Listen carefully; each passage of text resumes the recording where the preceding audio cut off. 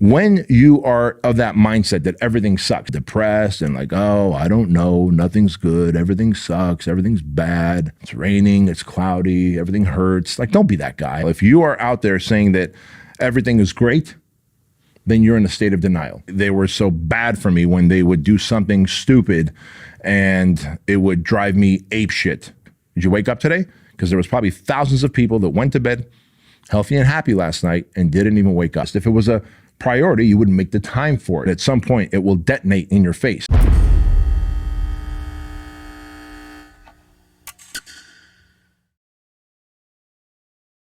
I got to thinking about all the different ways we lie to ourselves. And, what is lying? It is just our ego. When we lie to ourselves, when we lie to others, it's just being an asshole, right? Let's be honest.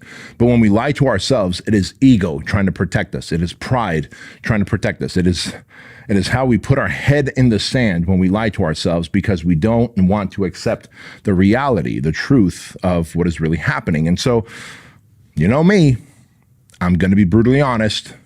I've been brutally honest with myself the last decade and a half, the last 15 years, and I have painfully transformed into the highest level version of myself, and the self-work continues every day. Trust me when I say I learn something new about myself. I peel the onion every day, and the self-work continues every single day, and some fucking days it is very painful.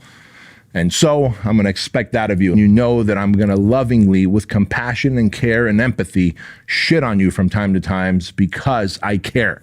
So let's get started. What are the lies that you tell yourself that are limiting your growth, your happiness, your success? We'll break into those. I was the king of dating crazy.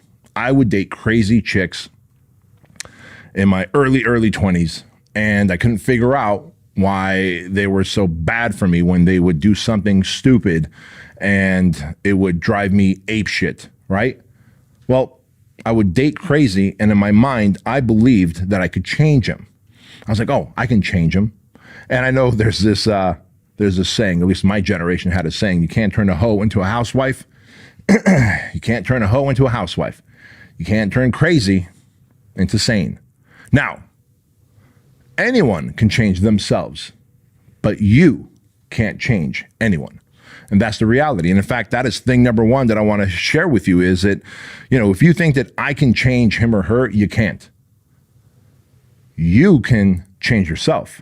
They can change themselves, but you can't change someone else. And the more you believe that you can, I'm going to find someone, and whether it's a business partner, whether it's a friend, whether it's someone that you plan on dating or marrying, and you're like, I like these things about them, but I hate these things about them, but I think I can change them. You can't. That's just how it is. And so I'm telling you, I wasn't able to fix crazy. I wasn't able to change crazy into sane. And you're not going to be able to change whatever those traits are in those personality types into what you want. Now, if that person wants change bad enough, they will do it. But that's out of your control. So understand that you cannot change a person. Thing number two is when you say, I don't have enough time, right? I don't have enough time. That's a lie that you tell yourself. One of the biggest lies are that I don't have enough time. You do have enough time, you simply don't prioritize something, right? And that is the trap of tomorrow. If you've never heard me talk about the trap of tomorrow, it's when you put something off, I'll do that tomorrow. And then tomorrow becomes next week becomes next month becomes next year. Whether it's losing weight, getting fit, eating right, a positive mental attitude, whether it's, working on your relationship until it's too late, and then boom, you get that divorce and you're shocked. How did this divorce come about? Well, when there was a smaller issue, you didn't work on it. You didn't fix it. You wanted to put it off. And because you said you didn't have time and you kept putting it off and kicking the can down the road. You'll say stuff like, hey, I don't have the time to do this and I'll put it off tomorrow. Yet you'll make time to watch TV. You'll make time to scroll through social media. You'll make time to remember the stats of your favorite athlete, right? You'll make time to goof around with your homies. You'll make time to go out with your girls and drink wine or whatever it is that you do.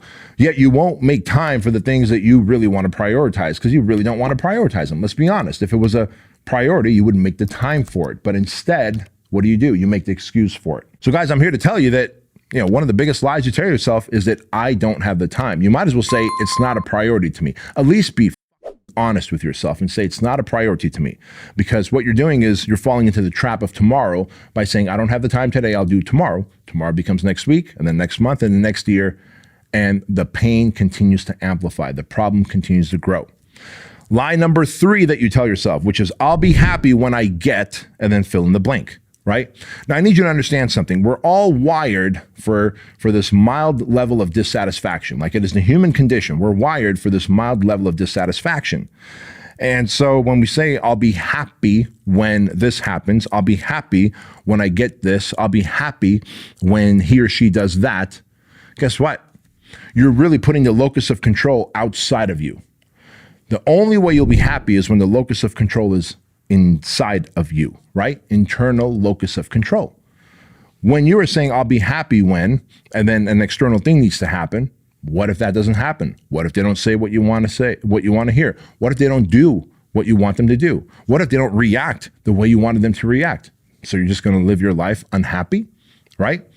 That is an unfortunate way. But if you take the locus of control internally, if you have an internal locus of control, then you find yourself in a position to be absolutely happy, because I need you to understand this, guys and gals. Happiness is an inside job. Do you get that?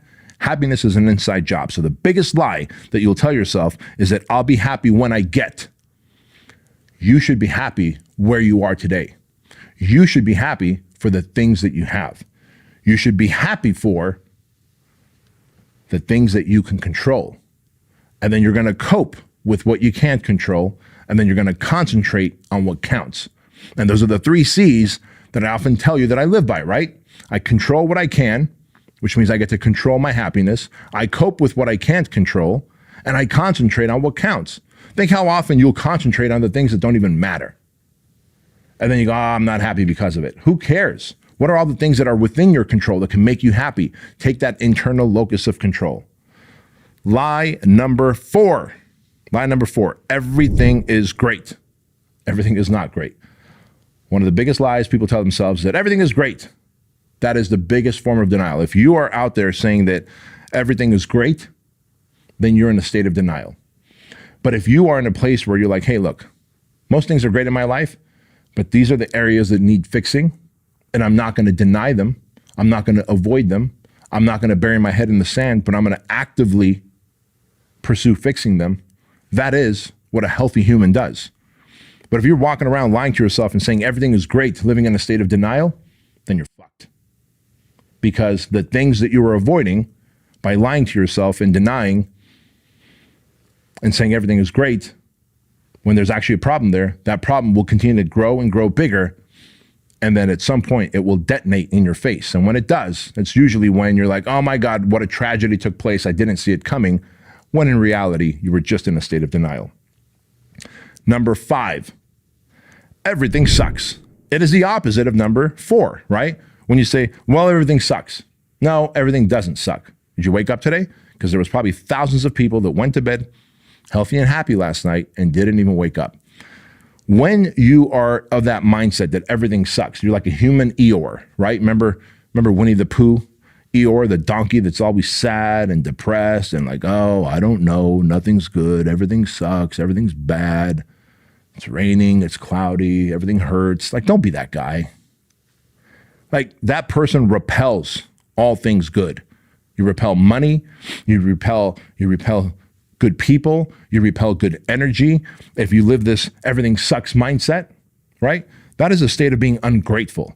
Just like the everything is great all the time is denial, everything sucks all the time is being ungrateful. Because there's a lot of things to be grateful for. You woke up today, you're healthy, you have a roof over your head, you have a vehicle. Fuck, you're watching this or listening to this on something. You have some form of technology that you can actually reach out to humanity with, get help from. Everything doesn't suck. Want to let you guys know that average is the enemy, that success is your responsibility, and change can take place in an instant if you are willing to flip the switch. I'll see you next time. In this podcast with Bedros Keuilian discusses the lies people tell themselves that limit personal growth, happiness, and success. Here's a comprehensive summary of the key points. Number 1, lies and ego. He reflects on the ways people lie to themselves, attributing it to the ego's attempt to protect oneself from uncomfortable truths. He emphasizes the importance of brutal honesty and continuous self-work. Number 2, inability to change others. He shares a personal story about trying to change others, highlighting that individuals can only change themselves. Believing you can change someone else is a limiting belief and often leads to frustration. Number 3.